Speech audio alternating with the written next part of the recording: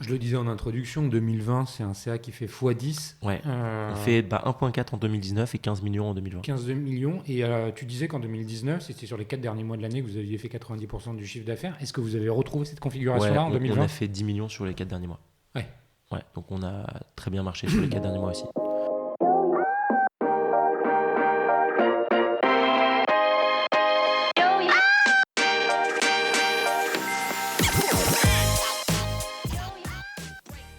Bonjour et bienvenue parmi les Digital Doers, votre podcast source d'inspiration pour les acteurs de l'innovation. Ce programme est coproduit avec Comexposium pour les événements incontournables que sont le One-to-One Retail e-commerce de Monaco et le One-to-One Digital Marketing de Biarritz. Je suis Cyril Duplessis, acteur du changement dans le digital depuis plus de 20 ans. Je donne ici la parole aux personnalités des différents écosystèmes digitaux en France. Qu'ils soient prestataires, annonceurs, marques, retailers ou pure players, ils sont des acteurs engagés dans leur business et l'innovation fait partie de leur quotidien.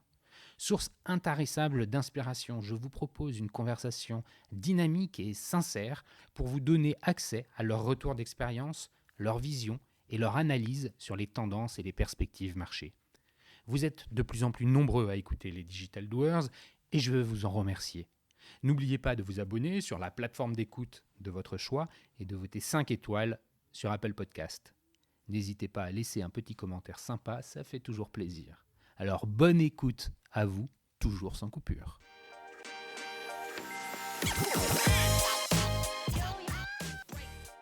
Aujourd'hui, je vous emmène dans l'univers de la mode et des ventes privées dans leur version 2021. Mon invité du jour est Édouard Caraco, cofondateur de The Braderie. Lancée en janvier 2019, la start-up aborde une approche plus responsable de la mode en proposant une sélection de produits invendus de marques savamment choisies comme Sandro, Vanessa Bruno ou Zadig et Voltaire. L'idée est de miser sur la qualité plus que sur la quantité en n'organisant qu'une vente par jour. La cible de The Braderie, ce sont les jeunes. Et grâce à ce positionnement marché, la non moins jeune entreprise a multiplié son chiffre d'affaires par 10 en 2020. Mais avant d'entrer plus en détail dans l'aventure avec Édouard, nous parlerons du marché et des tendances des consommateurs dans le secteur de la mode et du prêt-à-porter. Nous poursuivrons sur l'entreprise de Braderie afin de bien comprendre son positionnement concurrentiel, sa proposition de valeur et comment elle exécute ses opérations.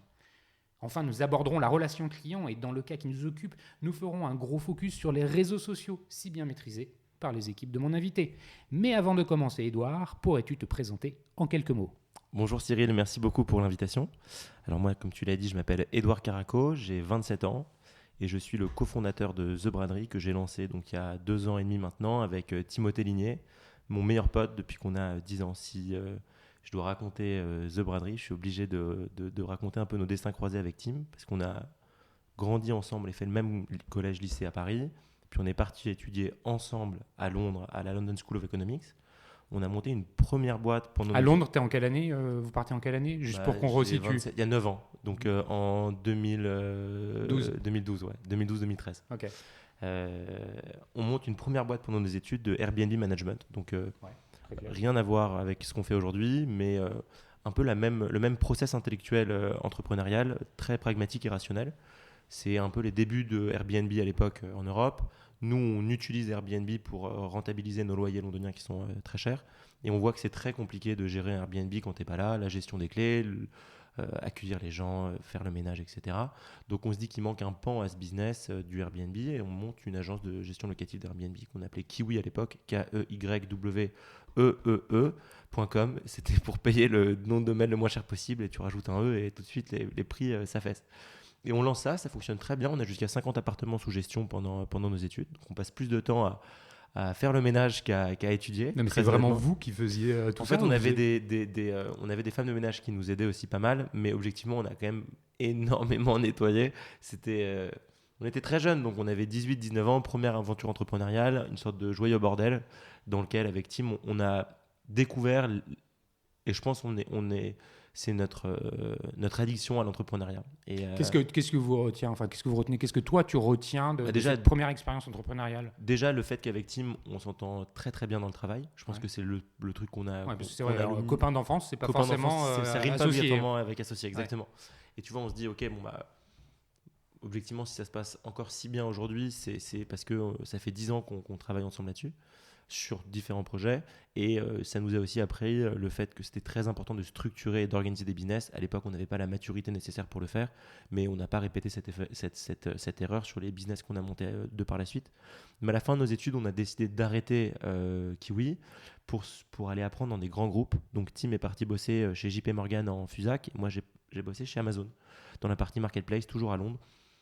Très vite, moi, j'ai pas du tout accroché avec ce système en fait de très grosses boîtes. C'était pas fait pour moi, ça correspondait pas à mon comportement, avec ce que j'aimais. Surtout que j'avais déjà précédemment bossé. Enfin, j'étais plus heureux, si je caricature, à nettoyer des chiottes d'appartements dont je m'occupais que de bosser chez Amazon dans une forme de confort qui ne me convenait pas pour l'âge que j'avais à l'époque. Donc très vite, j'ai décidé de quitter Amazon pour me relancer dans une entreprise, dans une aventure entrepreneuriale. À ce moment-là, je me suis rapproché de trois autres associés pour cofonder une boîte qui s'appelle Wing de logistique e-commerce. Et très vite, en fait, on en parlait avec Tim. Il y avait une évidence pour que Tim quitte aussi JP Morgan et ensemble, on a monté Wing. Donc Wing, c'est quoi la proposition de valeur de Wing? Très clairement, c'était il y a 5-6 ans maintenant, je pense. Il y a explosion du e-commerce et les logisticiens restent très peu modernes. Et pas connectés avec les CRM, les CMS, pardon, pas modernisés en fait. Les logisticiens restaient un métier assez old school et il y avait besoin de le moderniser. Il y avait des boîtes aux US qui cartonnaient là-dessus. Et donc on a cofondé ça et ça s'est très bien développé. Donc c'est un soft? Non, c'était juste un logisticien modernisé, donc connecté avec vraiment les back-office des marques avec lesquelles on voulait travailler. Et à l'origine, notre vision, c'était qu'il y avait... Donc là, on est vraiment dans la logistique. La logistique pure et dure, entrepôt. Alors ouais, on avait des entrepôts. Et en fait, à l'époque, notre vision aussi, c'était de beaucoup aider les petits e-commerçants qui se développaient et qui, beaucoup d'entre eux, en fait, avaient des magasins dans les villes et utilisaient le stock qu'ils avaient dans leurs magasins pour leurs expéditions e-commerce. Donc nous, on faisait des relèves tous les soirs. On allait récupérer le stock dans les petits magasins qui étaient nos clients. On rapatriait ça dans notre entrepôt central. On emballait ça pour nos clients. Préparation de commande. Exactement. D'accord. Et en fait, on négociait des tarifs préférentiels avec la Poste parce qu'on centralisait le volume sur un point. Et ces économies d'échelle dont on bénéficiait, on en faisait bénéficier nos clients. Ce qui faisait que quasiment sans rien faire, ils se retrouvaient avec un coût équivalent de s'ils le faisaient eux-mêmes. D'accord. Parce qu'on leur faisait gagner de l'argent sur les prix du transport. C'est une boîte qu'on a honnêtement bien développée pendant 2 ans et demi. Un de nos plus gros clients à l'époque, c'était venteprivé.com, donc VP. Et là, on est revenu en France ou vous êtes C'était entre Paris et Londres encore à cette époque. Un de nos plus gros clients est VP, alors à ce moment-là sur la France. Et je dirais que c'est là qu'avec Tim, on est tombé amoureux de VP déjà parce que c'est une boîte exceptionnelle. C'est quand même, on peut être très fier de savoir que c'est des Français qui ont inventé ce modèle, qui a été copié dans le monde entier, mais bon, c'est une équipe de 3 Français, Jacques-Antoine Granjon et ses associés qui l'ont monté. Et donc, on voit une opportunité de marché parce que pour arriver là où ils sont arrivés, donc ils font plus de 4 milliards de chiffre d'affaires aujourd'hui. Aujourd'hui, ils lancent 60-70 ventes par jour avec des univers de marques complètement disparates. Et nous, on parlait à la fois avec VP, à la fois avec les marques. Et les marques nous remontaient quasiment unanimement. VP, c'est très bien pour déstocker massivement vos produits. En revanche, pour protéger l'image des marques, c'est moins bon qu'avant. Donc nous, on part de ce postulat-là avec Tim. On décide de quitter la boîte de logistique pour se lancer dans ce métier. Vous la liquidez? Non, nos associés ont continué. Nous, on est partis en bonne et due forme. Donc elle existe toujours? Elle existe toujours. Nous, on a gardé nos parts qu'on a vendues il y a 1 an et demi maintenant. D'accord. Mais quand on est parti, on a conservé nos parts. Et quand on a lancé The Braindery, on avait encore des parts chez Wing. Et donc, on n'a même pas pu utiliser l'argent de la revente pour le financement de The Braindery, mais c'est pas grave. Et en revanche, donc, on part de ce postulat-là. Et quand on commence à réfléchir d'une feuille blanche avec Tim sur comment est-ce qu'on va permettre aux marques de vendre leurs anciennes collections en protégeant leur image, c'est vraiment le credo sur lequel on s'est lancé. Il y a Instagram qui s'est lancé en parallèle sur le e-commerce. Et on a vu une forme d'alignement des étoiles où nous, on veut protéger l'image des marques. Instagram, c'est le réseau du beau. On veut faire des ventes éphémères parce qu'on y croit à ce modèle de ne pas exposer les marques pendant trop longtemps en réduction. Et on veut vraiment continuer sur l'événementialisation de nos ventes. Et Instagram, c'est du contenu éphémère avec les stories. Et le troisième point, et tu l'as mentionné dans l'introduction, qui est devenu et continue d'être vraiment notre point différenciant et notre point fort, ça a été notre capacité d'attirer une communauté très jeune, de 18-35 ans, 27 ans, c'est l'âge moyen de nos acheteuses. Ce qui fait qu'aujourd'hui, nous, ce qu'on vend à nos marques partenaires, c'est pas seulement de vendre leurs anciennes collections, c'est surtout d'utiliser leurs anciennes collections pour rajeunir leur audience. Et c'est complètement dans l'air du temps parce que toutes les marques veulent avoir accès à cette communauté-là. Et nous, c'est une communauté qui nous fait confiance, qui fait qu'aujourd'hui, on est en avril 2021 et on a à peu près 280 000 followers sur Instagram. C'est une. On va revenir sur tout ça. Parfait, on en discutera. Merci beaucoup pour cette introduction, pour bien comprendre, malgré ton jeune âge, 27 ans, tu ne peux pas avoir plus de 10 ans d'expérience, hein, c'est mathématique, et tu as déjà retiré un certain nombre d'enseignements, et puis finalement, tu es déjà à ta 3e aventure entrepreneuriale, donc tu ne perds pas de temps. Avant qu'on revienne sur le fonctionnement de The Braderie, comment finalement Tim et toi vous l'avez vraiment créé, parce que quand on se lance, on est au four et au moulin, et je pense que même 2 ans et quelques après le lancement, vous devez encore être pas mal au four et au moulin. En effet. On va revenir sur tout ça. J'aimerais bien que tu me parles un peu du marché, parce que finalement vous existez parce qu'il y a un marché. Bien sûr. Le marché de la mode et du prêt-à-porter. Est-ce que c'est d'ailleurs comme ça qu'il faut le définir ? Comment, toi finalement, professionnel de ce secteur, tu l'interprètes au printemps 2021 ? Alors, c'est un marché qui est en renouvellement. Tu vois, objectivement, il y avait déjà cette transition du monde physique au monde e-commerce qui était entamée avant, au monde digital, qui commençait à s'entamer avant le Covid et qui s'est accéléré avec le Covid, évidemment, avec tous les magasins qui étaient fermés. Et donc des marques qui ont dû se réinventer. Nous, on vient accompagner les marques dans cette manière de se réinventer, parce qu'en fait, si les marques se réinventent, c'est pour aller s'adresser à une communauté plus jeune. Oui, justement, les consommateurs. Vraiment... Parle-moi plutôt des consommateurs. Ah, d'accord. Comment vous les percevez ? Est-ce que... tu vois, on dit que le consommateur aujourd'hui, de façon générale, pas forcément appliqué à la mode et au prêt-à-porter, et tu vas me dire un peu comment tu perçois ça, il y a des tendances nouvelles qui émergent. Il veut acheter plus responsable, donc il est très... les critères de durabilité, de responsabilité, RSE, sont des critères qui sont de plus en plus présents dans sa décision d'achat. Bien sûr. Il y a en même temps une sensibilité au prix qui est évidente, qui est toujours là, et parce que il y a et qui est plus forte d'ailleurs en ligne qu'en physique, parce que tout est disponible en ligne, donc on va avoir encore plus envie d'aller chercher un prix intéressant. C'est vrai, et de façon générale, il y a cette sensibilité au prix. Parce que crise sanitaire égale crise économique, évidemment, donc baisse du pouvoir d'achat, donc on fait gaffe au prix. Et puis il y a les sujets de seconde main qui explosent. Donc toi, sur la mode, comment c'est quoi les signaux, c'est quoi ce que tu vois ? Est-ce que la tranche d'âge que tu vises se comporte comme l'ensemble ? C'est très intéressant. Et je pense que tu vois, il y a des lames de fond que tu as très bien identifiées, comme la responsabilité, la durabilité, la transparence qui est demandée. Mais il y a un point très important que tu n'as pas mentionné, c'est la notion du plaisir. Mm-hmm. Nous, on travaille dans la mode, dans du luxe accessible, on ne vend pas des basiques. Tu vois. Nous, ce qu'on va vendre, c'est vraiment aussi cette notion du plaisir.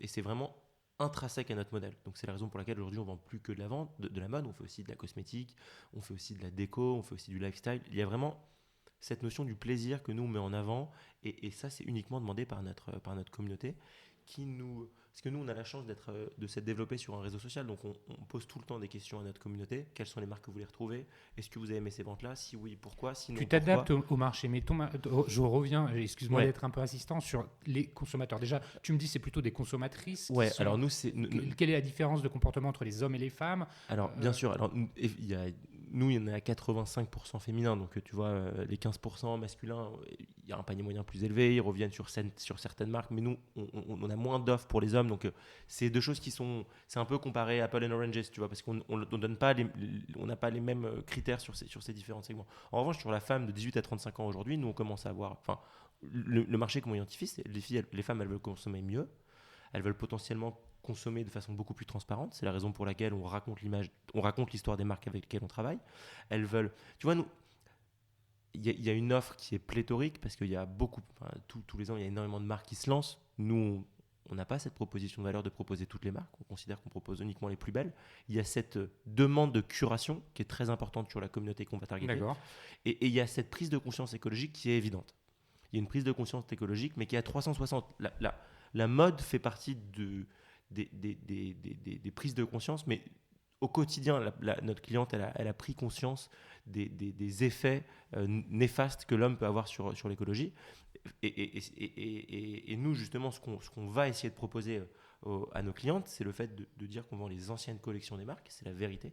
Nous, on vend des stocks qui sont endormis dans les entrepôts des marques. On les récupère, on les remet en beauté à travers des shootings, des gros efforts marketing, pour qu'en fait, nos clientes achètent des produits qui ont déjà été produits. Nous, on peut dire quand même que là, sur le mois d'avril, on rentrera peut-être un peu plus dans les détails, dans les chiffres, mais on a un peu plus de 40 000 commandes sur le mois d'avril, donc on doit avoir à peu près vendu à peu près 60 000 produits. Il n'y a pas un produit qui a été produit pour The Braderie.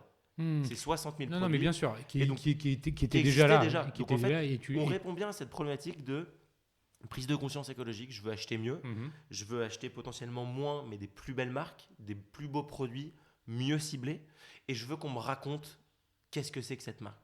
Pourquoi cette marque et pas une autre? Qu'est-ce qui différencie cette marque de celle-ci? Et nous, c'est ce qu'on sait faire. Et justement, les consommatrices, parce que c'est majoritairement d'elles dont il s'agit quand on parle de mode, sont-elles fidèles à une marque? Ou alors, le critère, il n'est pas forcément lié à la marque, mais plutôt à l'histoire. Enfin, tu vois ce que je veux dire? Est-ce que finalement, il n'y a pas de problème pour aller acheter un sac d'une marque et puis un pantalon d'une autre et puis un haut encore d'une autre? Parce que finalement, c'est les histoires, c'est le momentum qui les intéresse. Ou alors, quand elles ont commencé à acheter quelque chose dans une marque, elles vont garder une forme d'émotion par rapport à cette marque et être fidèles. Alors, je pense, moi, que nos clientes ont des marques de prédilection. En revanche, ce qu'elles adorent, c'est aussi notre capacité à leur mettre en avant des marques qu'elles ne connaissent pas. D'accord. En fait, c'est ce mix entre à la fois proposer des marques très connues qu'on retrouve sur toutes les high street, genre les SMCP, Zadig, qui sont des marques magnifiques que tu as mentionnées, mais aussi, tu vois, là, on a lancé une marque la semaine dernière qui s'appelle La Gamme. C'est la marque madrilène que toutes les filles à Madrid s'arrachent, très peu connue en France, développée par une influenceuse là-bas. Ça a super bien fonctionné chez nous. C'est vraiment ce mix entre des marques qu'elles connaissent déjà et des marques qu'elles ne connaissent pas, qu'elles veulent qu'on leur mette en avant. Et c'est, je pense, la notion centrale, c'est le plaisir. Ok, donc ça c'est clair. Maintenant que tu nous as un peu pitché le marché, comment ça fonctionne, moi je vais revenir un petit peu en arrière, on rembobine. On est en 2019, début 2019, je reviens sur donc là maintenant The Braderie, comment ça, tu nous as expliqué comment l'idée était née avec Tim. Exactement. Maintenant, il faut se lancer. Par où vous prenez le bout, comment on commence? Ce qui est difficile, dans notre métier, c'est qu'au début, on n'a rien. Parce qu'on n'a pas de marque et pas de clients. Donc, les marques viennent chercher des clients et les clients viennent chercher des marques. Donc, c'est un peu le serpent qui se mord la queue. Tu vois. Mais nous, on a toujours su que c'était un métier de l'offre. Le vrai sujet de notre métier, c'est comment est-ce qu'on va réussir à mettre la main sur le meilleur stock des meilleures marques au meilleur prix. C'est vraiment comme ça qu'on doit le résumer. Donc, on a tout de suite pris le pari de se diriger vers les marques. Et donc, on a eu de la chance, c'est que dans notre boîte précédente de logistique, on avait déjà été en contact avec beaucoup de marques pour leur offrir des services logistiques. Et on a toqué à la porte de toutes les marques qu'on connaissait.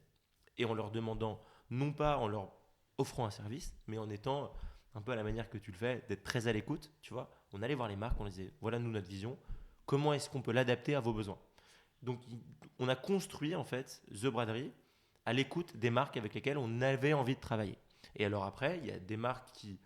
Là, tu leur dis aux marques, voilà le concept qu'on veut mettre en place. Vous le travaillez avec eux. On travaille sur quelque chose. On travaille sur un nouveau modèle de déstockage.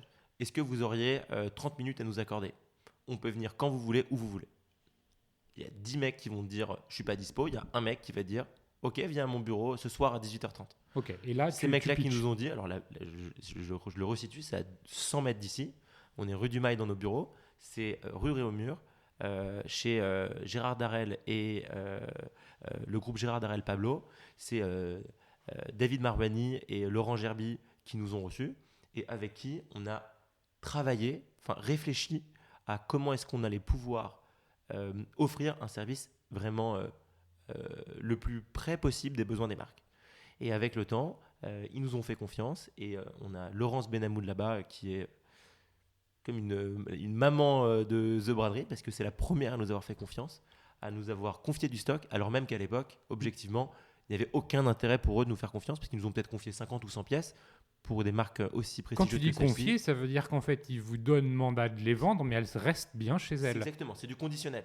Donc ils ont pris le risque de tenter ce braderie, alors même que ce qu'ils allaient pouvoir gagner, c'est qu'on leur vende 30 pièces.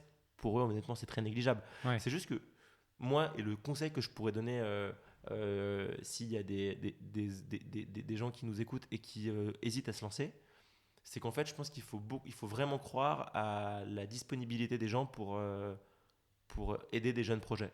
En fait, nous, tout au long de The Braderie, on l'est encore aujourd'hui, enfin, moi je passe mon temps avec des personnalités que je veux rencontrer parce que j'ai besoin d'avoir leur expertise.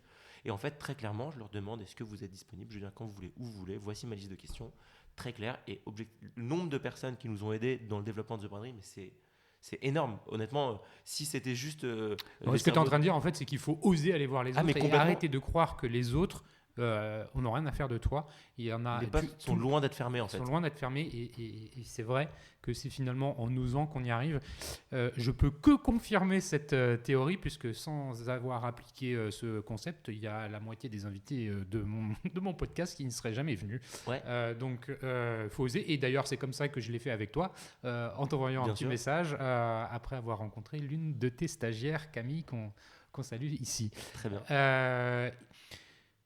Donc tu commences et là il faut quand même développer un site. Alors nous là-dessus avec Tim on n'avait pas d'argent et pas de connaissances tech. Donc on a mis 3 000 € chacun dans le business et ni Tim ni moi ne savent écrire une ligne de code.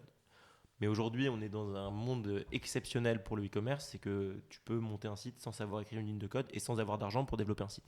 Donc on a regardé shopify.com qui te mettent à disposition des templates. On n'avait même pas les moyens de s'acheter un template payant, donc on a pris un template gratuit et on a fait comme une sorte de click and drop. Alors Tim est très très fort là-dessus, il faut le dire, parce que il avait, je pense, quand même le M&A chez JP Morgan lui avait appris une rigueur de travail forte et cette capacité à aller au fond des choses et qu'il a toujours eu et ce qui fait, il est très très fort sur plein de sujets. Et là-dessus, en fait, il a par lui-même créé le site sans savoir coder. Donc là, il apprend à utiliser Shopify. Donc voilà. Donc moi, si je caricature, il y a Darrell qui nous disent on vous confie 100 pièces. Ouais. On a un site Shopify de brick et de broc sur lequel on transforme le fichier de stock que Darrell nous met à disposition en un site, une vente. T'avais les photos, Darrell nous ont mis à disposition les photos. On le met sur le site, on prend une influenceuse, une photographe, on recrée du contenu, on le met sur Instagram. On avait 50 pièces à vendre, on en vend peut-être 10. Nous, avec Tim, on a l'impression d'être Jeff Bezos. C'est bon, on a vendu 10 pièces, c'est génial. En fait, toutes les marques avec lesquelles on avait déjà parlé, on les rappelle en disant d'ailleurs, il y a Darrell qui nous a fait confiance. Et machin. À chaque fois, tu fais une croissance. Là, vous êtes chez vous, vous avez des bureaux? Ah non, pas du tout. Là, on est chez les grands-parents de Tim. Ouais, c'est ça. Non, mais en fait, j'aime bien revenir. Bien sûr. Ah non, zéro bureau. Mais zéro. Concret. Là, en fait, on a quitté honnêtement des situations confortables où on habitait chacun chez nous, on était bien, on se payait bien. Là, on se retrouve à retourner dans nos chambres étudiantes. Moi, je retourne chez mes parents, Tim retourne chez ses grands-parents. On est dans nos chambres étudiantes de quand on avait 16-17 ans, pas un rond, et on se lance, tu vois. Et on emballe tous les colis nous-mêmes, on passe des nuits à emballer. Alors là, le SAV, je pourrais t'en parler pendant des heures. Oui, mais alors comment ça se fait justement pour ces premières expéditions? C'est pas Gérard Darrell qui les expédie pour vous? Non, il nous livre chez le grand-père de Tim. Ouais. Et tu as dit voilà, sur les 50 pièces que tu m'as donné à vendre, il y a les 15 là qui sont vendues. Qui sont vendues, il faut nous les livrer au 122 avenue Achille Peretti, 111 avenue Achille Peretti à Neuilly-sur-Seine. Et on emballe, on réquisitionne l'appartement des grands-parents de Tim et on emballe. J'ai des photos mythiques où on est par terre en train d'emballer 50 commandes avec Tim. Bon, et finalement, vous allez rentrer d'autres marques. Exactement. Et la croissance est par escalier par rapport avec les marques qu'on arrive à faire rentrer. Comment tu recrutes? Tu as parlé d'Instagram. Ouais. C'est ton seul canal de recrutement parce que tu dis c'est on fait l'offre, mais enfin bon, il faut aussi quelque part des acheteurs. Ouais, alors on fait de la pub sur Insta, on travaille avec des influenceuses. Et tu la finances comment ça? C'est avec les premiers ronds que vous touchez sur les ventes? Ouais, en fait, on a un BFR qui est complètement notre avantage. Ouais. Parce qu'on paye les marques après avoir vendu les produits. Ouais. Donc déjà, on utilise le BFR pour financer notre croissance. En plus de ça, pour être tout à fait transparent, on prend la bourse French Tech. Je crois qu'on touche 21 000 €. Et on a un prêt Wilco qui nous donne 30 000 € chacun. Donc en fait, on a en gros eu grosso merdo 100 000 € pour nous développer pendant 1 an et demi. D'accord. Et on a utilisé ces 100 000 €. D'accord. Donc Insta, c'est le canal. Le canal d'acquisition client. Ouais. Et après, les gens, on les retarget via email. Comment tu fais les photos? Parce que en fait, sur Insta, tu le dis, hein, c'est vraiment la plateforme de l'image. Ouais. la qualité de la photo est hyper importante. Ouais. Vous utilisez les photos déjà prises par Non, les marques. Comment vous faites? On a organisé aussi des shootings. Donc en fait, on a à ce moment-là, il y a Luce qui nous a rejoint, notre directrice artistique, qui est notre première recrue, et qui a managé de main de maître les premiers shootings. Donc en fait, on prenait une photographe, une mannequin, et ça nous coûtait très peu cher à l'époque. Et ça continue encore d'être bien maîtrisé. Et on recrée du contenu qu'on allait après mettre en avant sur Instagram. Ok. Et les photos d'Instagram, ce sont les mêmes que celles qu'on voit sur le site, ou il y en a... On utilise un peu, c'est un mix global. Okay. Bon, donc du coup, il y a de plus en plus de marques, des acheteuses nouvelles. Ouais. Comment vous... On ne peut pas parler encore de scaler la boîte, mais enfin, il y a un moment où l'appartement des grands-parents de Tim, il ne va plus aller. Comment il va falloir passer à l'étape d'après. Il va falloir le Shopify, il faut un petit peu le moderniser. Comment on fait? Alors, en fait, en 2019, on fait 1,4 million d'euros de vente. Donc ça, c'est le volume de vente. Volume d'affaires. GMV, TTC avant retour. Okay. Et on fait 1,2 million sur les 4 derniers mois de l'année. Donc en fait, tout est sur les 4 derniers mois de l'année. Et en fait, on a une croissance sur 2019 qui fait que je crois qu'on fait genre 2 000 en janvier, 10 000 en février, 30 000 en mars, 60 000 en avril, quelque chose comme ça. Et à ce moment-là, on lève des fonds. Auprès de qui? Auprès de Pierre-Édouard Sterrin, d'Otium, de Eduardo Ronzano, qui est derrière le fonds Secret Fund, qui sont de très très bon niveau. Thibaut Keimer, le fondateur d'Arletty, et après quelques business angels. Donc vous levez à l'été à l'été 2019. On lève sur exactement. Donc on lève sur la croissance. On lève 1,2 million. Ok. On lève sur une belle perspective de croissance, mais en fait la vraie croissance, elle se passe juste après qu'on a levé, avant même d'avoir pu utiliser les fonds qu'on avait levés. Tu vois. Ok. Et là, comment ça se passe en fait? C'est sur le dernier trimestre, où ça explose. Ouais. C'est quoi qui fait exploser le business? Les marques. En fait, on a vraiment réussi à faire rentrer des très belles marques à l'époque. Tu vois, un Vanessa Bruno que tu as mentionné, un Deptio. Je me souviens très bien de Deptio. En novembre 2019, on fait 175 000 euros dans la journée. Alors que la veille, on fait 10 000. Tu vois, on fait une très belle journée. Et là, ça a vraiment bien pris. Et donc là, on avait quitté l'appartement du grand-père de Tim. On avait, en fait, nos investisseurs nous avaient prêté des bureaux. Et on avait outsourcé notre logistique chez Wing, notre ancienne boîte. D'accord. Donc ça s'est fait assez naturellement. Et on est toujours sur un Shopify gratuit. Toujours sur le même template? Ouais, toujours sur un template un peu pourri. Ouais. Ok. Ouais. Et ça fait le job? Ça fait hyper bien le job. Et on commence à se structurer un peu dans le SAV parce que ça commence à faire un peu de commandes. Mais tu vois, les retours, on les récupérait tous chez nous, dans nos bureaux. Et tous les matins, il y avait le postier qui nous déposait 20-30 retours. Tu vois, parce que jusqu'au moment où on ne pouvait plus faire les retours et on a changé de logisticien. D'accord. Le service client, tu le mentionnes. Ouais. Je suis bien placé pour savoir que dans ce genre de business, c'est quand même assez clé. Ouais. Il y a deux types de besoins à couvrir. La réassurance en avant-vente et puis après-vente, où est ma commande, bien sûr. Ça fait 7 jours que j'attends, j'ai toujours rien, c'est pas la bonne taille, comment je fais pour retourner, tu connais tout ce genre de choses. Ouais. J'imagine qu'au début, c'est sur votre portable que ça sonnait, et puis très vite, c'est plus possible ça. En fait, nous, on a fait du SAV pendant très longtemps. Ouais. Même au départ, donc on faisait très peu de commandes, mais on appelait toutes nos clientes.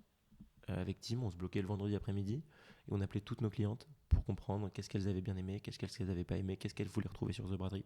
Tout comme on a écouté les marques pour savoir comment est-ce qu'on pouvait monter le service parfait pour vendre leurs anciennes collections, on a écouté nos clientes pour savoir comment est-ce qu'on pouvait monter la nouvelle destination shopping qui les plairait le plus possible. Tu vois. Donc on a vraiment été hyper à l'écoute de nos clientes.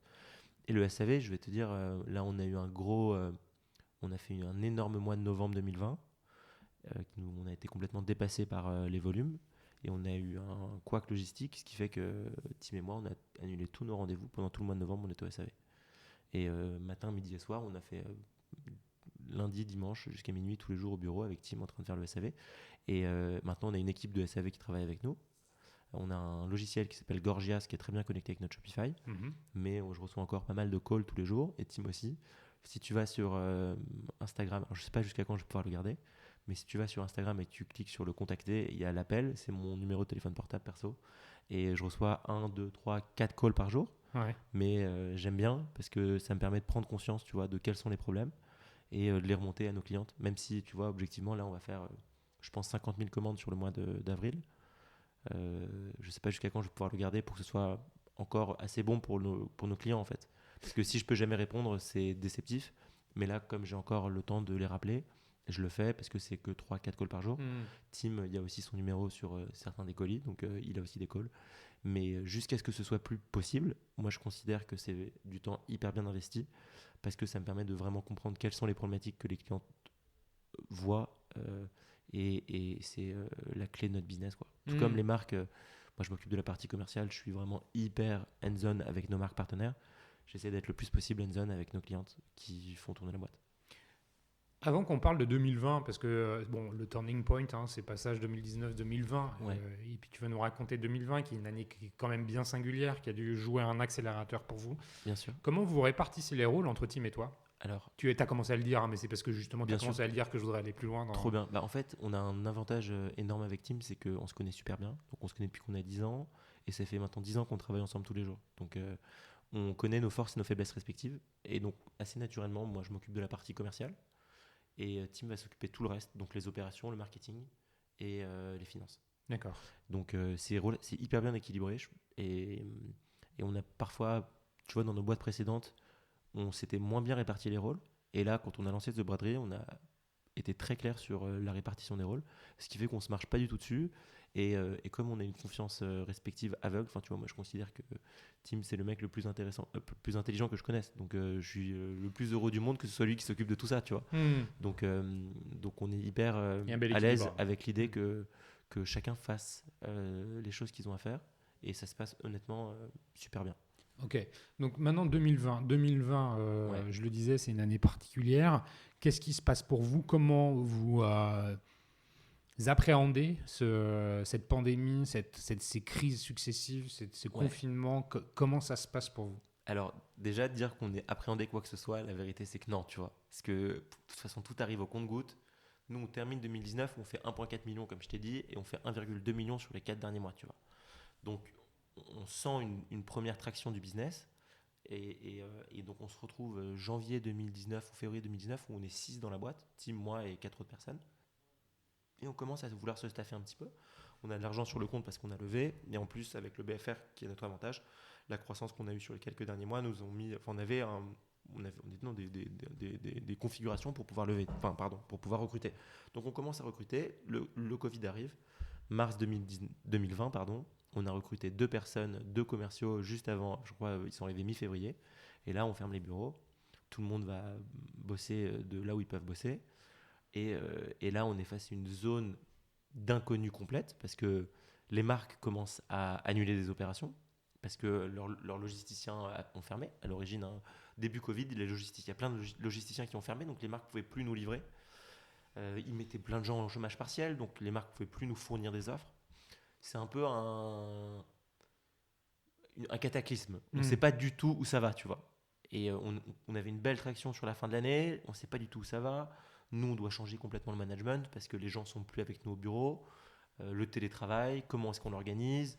Il y a des gens qu'on venait de recruter, donc ce n'était pas du tout dans le plan de ne pas être avec eux. Comment on leur fait vivre vraiment The Braderie ? Comment est-ce qu'on leur transmet ce qu'on veut de The Braderie sur le téléphone ? C'est beaucoup plus complexe. Et au final, on a eu, je pense, la chance d'être entouré d'une équipe de dingue. C'est que tu vois, tous les gens qui nous ont rejoints, aujourd'hui, quasiment tout le monde est là. On s'est démené pendant le confinement pour aider les marques. En fait, le Covid a mis les marques dans des situations très inconfortables et parce que leurs magasins étaient fermés. Et nous, on est en tant que déstockeur un partenaire de confiance parce qu'on permet aux marques de vendre leurs anciennes collections, vendre du stock et de transformer ce stock en cash qui leur permettent en gros de vivre ou survivre, tu vois.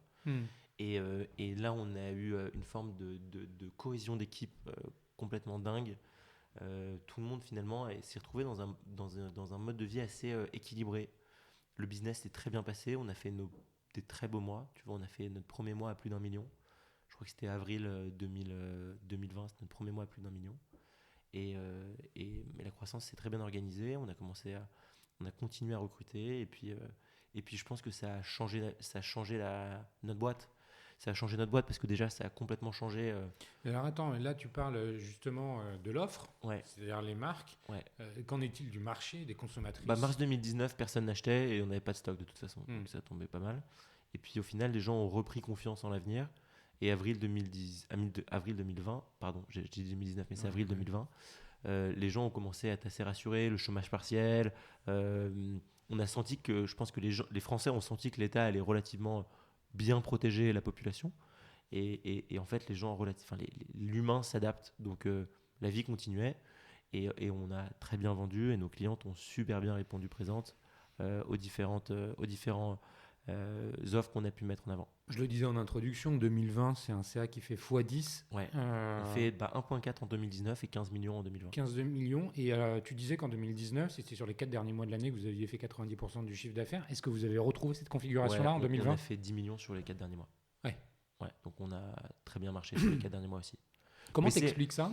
C'est le cadeau. Ouais. L'augmentation du panier moyen parce que c'est des produits divers qui se vendent plus cher. Mm-hmm. Et puis nous aussi, c'est que notre courbe de croissance, elle fait qu'en fait, on a à 6 mois d'écart, on n'a pas le même programme de marque en fait.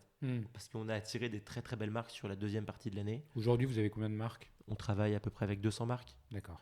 Mais on a réussi à attirer des marques comme lesquelles on n'avait jamais bossé sur le deuxième semestre 2020. Et on a fait des scores tu vois, dont on a vendu sur une opération de prêt-à-porter, on a vendu 25 000 pièces, tu vois. C'est quand même beaucoup. Et on a fait des super belles opérations. Et donc là, en fait, 2020, 15 millions de volume d'affaires. Ouais. 2021, c'est pas x10 quand même que vous attendez. On aurait bien aimé, tu vois, faire un 1,15 150. Mais ça va prendre un peu plus de temps pour arriver à 150. On va faire 50 millions d'euros cette année. On est sur les bons rails. On est un peu plus de 10 millions là jusqu'à year to date, donc fin avril. Donc ça va le faire. Vous êtes break-even? Ouais, on est rentable depuis septembre 2020. Ok. Ouais. Donc ça, c'est une super nouvelle. On a toujours voulu, tu vois, avec Tim, monter une boîte dans laquelle on avait de la visibilité, en fait. Et quand tu es financé par des fonds, ta visibilité, c'est 18 mois. Et 18 mois, en fait, c'est une fausse visibilité parce que pour entamer un process de levée de fonds, c'est 6 à 8 mois avant. Donc, en fait, tu as 10 mois, tu n'as même pas un an de visibilité. Et nous, c'est pas du tout un truc qui nous excite. Nous, on monte pas une start-up.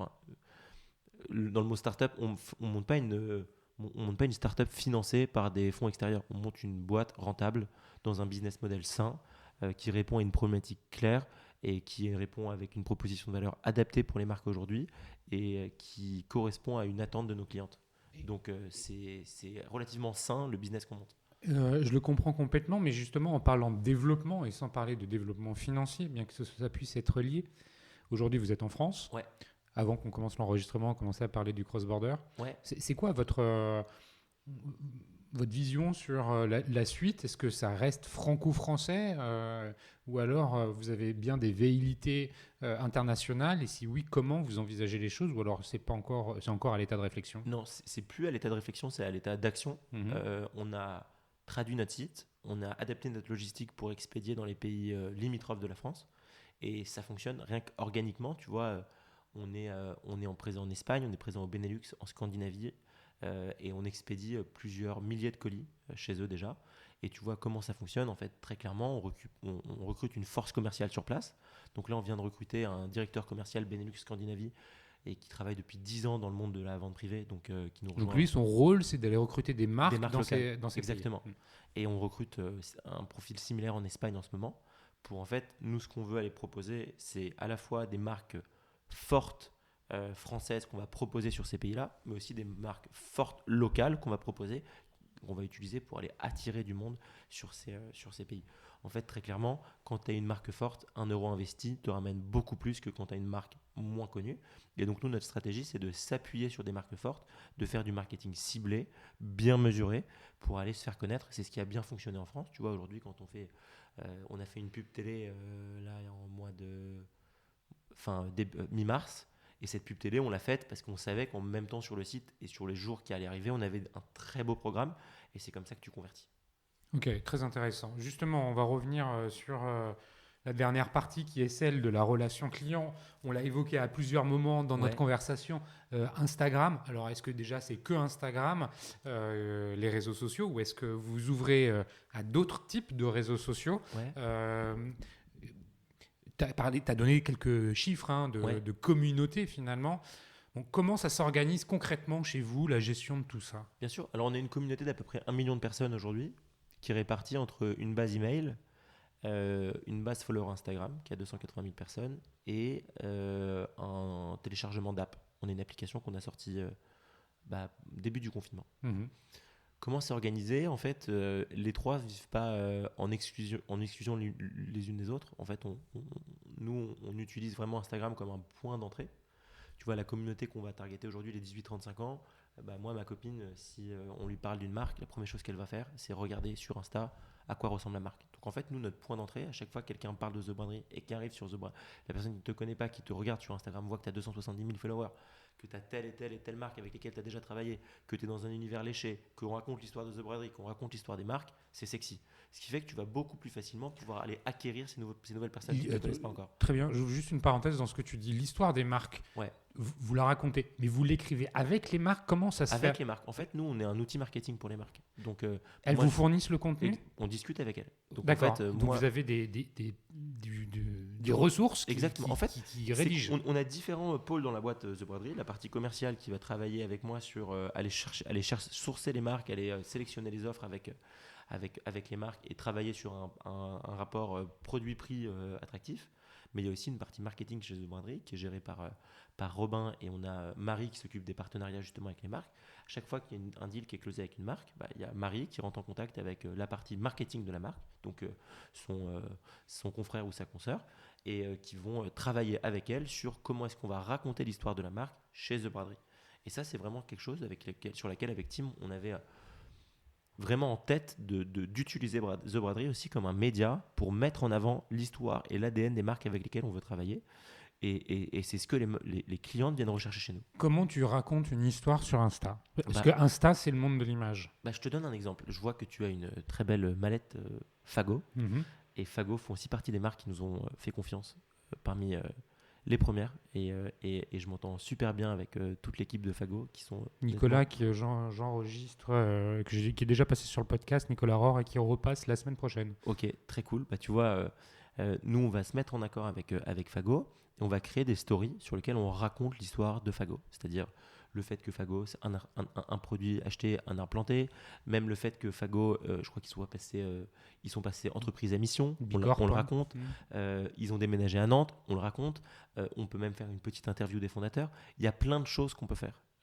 Et c'est ce qu'on fait. Mais tu le racontes avec des images ? On le raconte avec des images, mais sur le texte, sur l'image, on écrit aussi un petit texte. Oui, c'est ça. Non, mais c'est ce que je voulais tu vois, d'un côté un peu journalistique aussi, éditorial. C'est vraiment ça aussi ce qu'on va raconter.